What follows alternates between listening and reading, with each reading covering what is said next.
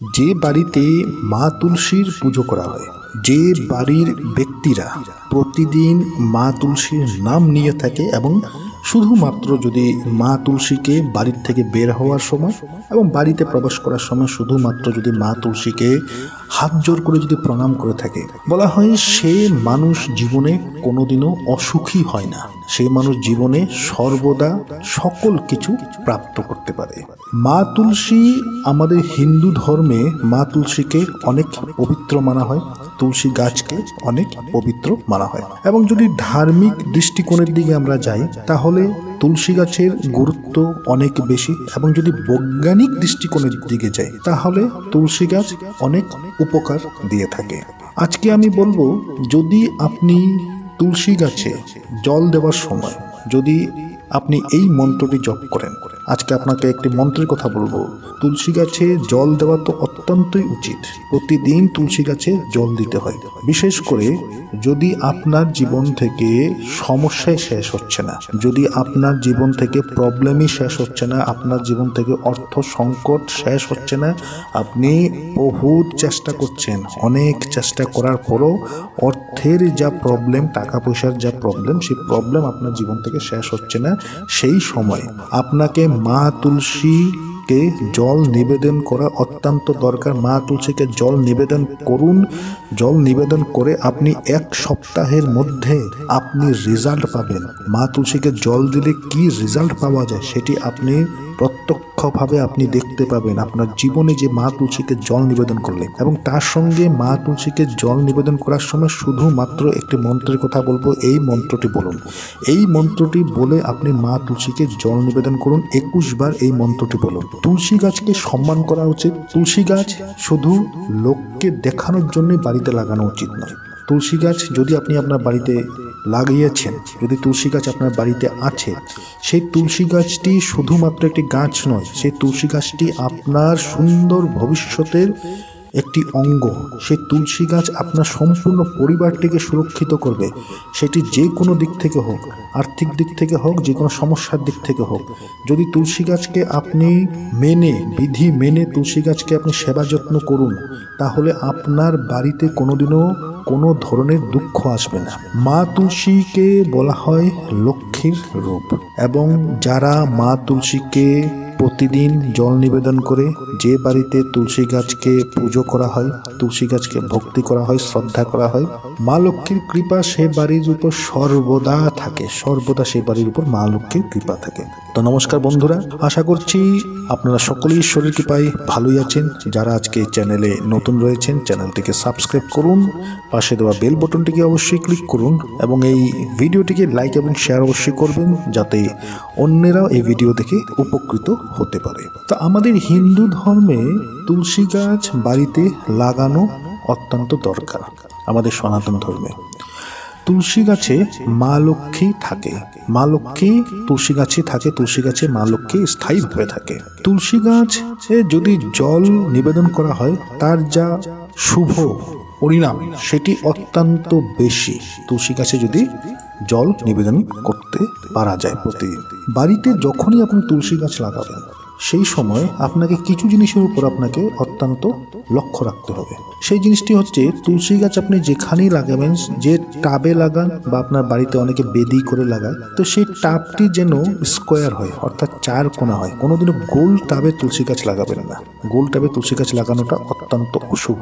যদি আপনি বেদি বানিয়ে তুলসী গাছ লাগিয়েছেন, পাকা বেদি বানিয়ে, সেটিকে আপনি 4 কোণা আপনি করে লাগাবেন। তুলসী গাছ সর্বদা মাটিতে থাকা উচিত। যদি আপনি টাবে তুলসী গাছ লাগিয়েছেন, সেই টাবটিকে কোনোদিনও ঝুলিয়ে রাখবেন না বা কোনো জিনিসের উপর রাখবেন না। তাই তুলসী, এবং টাবের নিচের দিকটি, যে নিচের দিকটি থাকে, সেটি যেন মাটি স্পর্শ করে, তার প্রতি অবশ্যই লক্ষ্য রাখবেন। শুধু টাবের মধ্যে তুলসী গাছ লাগিয়ে দিলেন এবং টাবটি নিচের দিক থেকে বন্ধ রয়েছে, এইভাবে নয়। আপনি বেদিতে আমাদের নিচের দিকে খোলা থাকে, মাটি স্পর্শ করে। টাবে যদি লাগাচ্ছেন তো মাটি যেন স্পর্শ হয়, সেইভাবে আপনি লাগাবেন। এবং রবিবারে এবং একাদশীর দিন, সেই দিন, এই 2টি দিন আমরা অনেকে দেখি জল নিবেদন করে, একদম কন্টিনিউয়াস প্রতিটি দিন জল নিবেদন করছে। রবিবার দিন তুলসী গাছে জল নিবেদন করা উচিত নয়, এবং একাদশীর দিন তুলসী গাছে জল নিবেদন করবেন না। এবং সনাতন ধর্মে বললাম, মা তুলসী যে গাছ, সেই গাছে লক্ষ্মীর বাস, এবং মা তুলসীকে সেবা যত্ন করুন, তো লক্ষ্মীর কৃপা অবশ্যই পাবেন। তুলসী গাছে যারা বাড়ির মহিলারা রয়েছে তাদেরকে বলবো যে তুলসী গাছে আপনারা যখনই জল নিবেদন করবেন, যদি আপনারা খোলা চুলে থাকেন, খোলা চুলে কোনোদিনও তুলসী গাছে জল নিবেদন করবেন না। আপনার মাথার চুল আপনি বেঁধে রাখবেন এবং চুলের এক ফোঁটা জল যেন তুলসী গাছে না পড়ে। যদি চুলের এক ফোঁটা জল তুলসী গাছে পড়ে সেটি হিতে বিপরীত হয়। তাই তুলসী গাছে জল নিবেদন করার সময় পুরুষ হোক মহিলা হোক চুলের জল যেন আপনার তুলসী গাছে মাটিতে না পড়ে তার প্রতি লক্ষ্য রাখবেন। তুলসী গাছের সামনে সর্বদা পরিষ্কার পরিচ্ছন্নতা করে রাখবেন। সর্বদা যেন আপনি বাড়িটি যেভাবে পরিষ্কার পরিচ্ছন্নতা করে রাখছেন, আপনার ঠাকুর ঘরটি যেভাবে রাখছেন, আপনি তুলসী গাছকে সেভাবে রাখবেন। অনেক সময় দেখা যায় তুলসী গাছের সামনে প্রদীপ জ্বালিয়ে দিয়েছে এবং সেই প্রদীপটি সেখানেই পড়ে থাকে, সেটি করবেন না। তুলসী গাছকে সম্মান করুন। আমি বলছি তো, তুলসী গাছকে এই নিয়মগুলি মেনে চলুন, দেখবেন আপনার বাড়িতে উন্নতি হয় কি না হয়, আপনার অর্থ সংকট দূর হয় কি না হয়, আপনি দেখবেন, প্রত্যক্ষভাবে আপনি দেখতে পাবেন। এরপর হচ্ছে তুলসী গাছের সামনে ভেজা কাপড় কোনোদিনও মেলবেন না।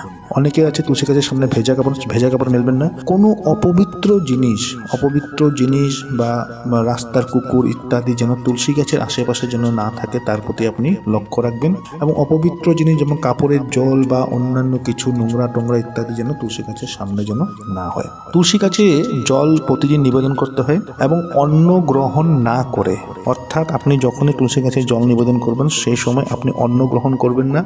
সম্পূর্ণ পরিষ্কার মন এবং শরীর দুইটিকে পরিষ্কার করে আপনি তুলসী গাছে জল নিবেদন করবেন। প্রতিদিন জল নিবেদন করুন, শুধুমাত্র শনিবারে এবং একাদশীর দিন সেই জল নিবেদন করবেন না। তুলসী গাছে জল নিবেদন করার পর একটি প্রদীপ অবশ্যই জ্বালাবেন সকাল ও সন্ধ্যায়। সকালবেলা বলতে গেলে সকালবেলা যখন আপনি জল নিবেদন করছেন সেই সময় এবং সন্ধ্যার সময় তুলসী গাছে জল নিবেদন করার পর আপনি সেখানে একটি প্রদীপ অবশ্যই জ্বালাবেন।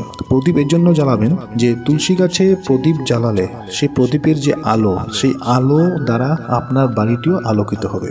যে বাড়ির সামনে তুলসী গাছ থাকে, যে বাড়ির উঠোনে তুলসী গাছ থাকে, সেই বাড়িতে কোনোদিনও কোনো অপবিত্র শক্তি, কোনো অশুভ শক্তি বা কোনো ধরনের নেগেটিভ শক্তি সেই বাড়িতে প্রবেশ করে না বলে বলা হয়। তাই তুলসী গাছকে আপনি বাড়ির সামনে অবশ্যই রাখবেন।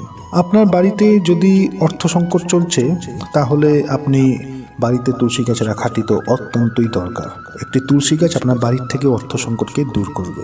যদি আপনি নতুন করে তুলসী গাছ বাড়িতে আপনি লাগাচ্ছেন, তো সেই বারটি হচ্ছে শুক্রবার যেহেতু মা লক্ষ্মীর দিন, এবং যখনই নতুন কোনো তুলসী গাছ আপনি বাড়িতে লাগাবেন এবং সেই দিনটি যেন শুক্রবার হয়ে থাকে, এবং বিশেষ করে শুক্রবার বা বৃহস্পতিবার, এই দুইটি বারে। বৃহস্পতিবার এর জন্য, বৃহস্পতিবার হচ্ছে গুরুবার নারায়ণের দিন, শুক্রবার হচ্ছে মা লক্ষ্মীর দিন। গুরুবার নাইবা বৃহস্পতিবার নাইবা শুক্রবার, এই দুইটি দিনে আপনি তুলসী গাছ লাগানোটি অত্যন্ত শুভ বলে বলা হয়। এখন বলবো, তুলসী গাছে জল নিবেদন করার সময় একটি মন্ত্র আছে, যে মন্ত্রটি যদি আপনি বলুন তুলসী গাছে জল নিবেদন করার সময়, তাহলে আপনার জীবনে প্রচুর উন্নতি তৎক্ষণাৎ চলে আসবে। এবং যে বাড়িতে তুলসী গাছ থাকার পর সেই বাড়িতে জল নিবেদন করে যদি এই মন্ত্রটিকে যদি জপ করা যায়, তাহলে সেই বাড়ির থেকে অর্থের যা সমস্যা, সেই সমস্যা দূর হয়। সেই বাড়ির থেকে যদি তেমন কোনো ব্যক্তি আছে যারা কেরিয়ার নিয়ে চিন্তা করছে, তাদের সেই কেরিয়ার নিয়ে চিন্তা করার দরকার নেই, কেন কি মা তুলসীর আশীর্বাদে আপনার কেরিয়ার অনেক ভালো হবে। বাড়িতে সন্তান থাকলে তারা ধৈর্যশীল হয়ে থাকে, সন্তানরা খুব নম্র ভদ্র হয়ে থাকে। বাড়িতে যদি রোগ ব্যাধি আছে, তো রোগ ব্যাধি আপনার বাড়ির থেকে দূর হবে। যদি কোনো শত্রু আপনার বাড়িটিকে অনিষ্ট করতে চাইছে, তাহলে সেই শত্রু আপনার বাড়িতে কোনো অনিষ্ট করতে পারবে না, এবং বাড়িতে যারা রয়েছে তাদেরও কোনোদিনও কোনো অনিষ্ট করতে পারবে না। এবং বিশেষ করে আপনার বাড়িতে যদি নেগেটিভ এনার্জি থাকে, অনেক সময় আমাদের বাড়িতে অনেক বেশি নেগেটিভ এনার্জি, কিছু অশুভ শক্তি বাড়িতে আশ্রয় করার ফলে আমাদের বাড়ির উন্নতিটি সেই জায়গায় থেমে যায়। তো জল নিবেদন করুন, দেখবেন আপনার বাড়িতে উন্নতি কিভাবে চলে আসে। নেগেটিভ এনার্জি, অশুভ শক্তি আপনার বাড়িতে থাকলে সেই অশুভ শক্তি, নেগেটিভ এনার্জি আপনার বাড়ির থেকে তৎক্ষণাৎ দূর হয়ে যাবে। তুলসী গাছে জল নিবেদন করার যদি বলা যায়, তাহলে সবচাইতে শুভ সময় হচ্ছে সূর্য উদয়ের সময়।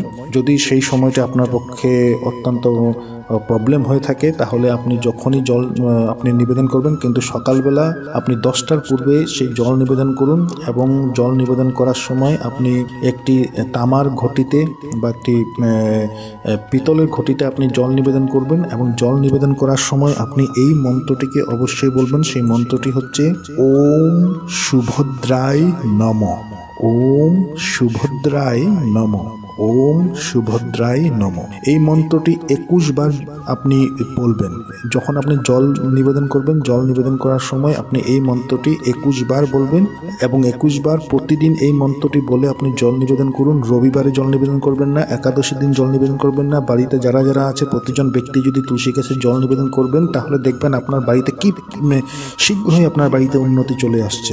এবং একটি প্রদীপ আপনি অবশ্যই জ্বালাবেন, একটি ঘিয়ের প্রদীপ অবশ্যই জ্বালাবেন তুলসী গাছের সামনে। এবং সন্ধ্যা সময় বাড়ির যারা মহিলারা রয়েছে, বাড়ির যারা মহিলারা আছে তারা সন্ধ্যার সময় কোনোদিনও ভুলবেন না যে তুলসী গাছের সামনে আপনি একটি ঘিয়ের প্রদীপ একটি জ্বালাতে। তো এই কাজগুলি করুন, এই মন্ত্রটি বলুন তুলসী গাছের সামনে।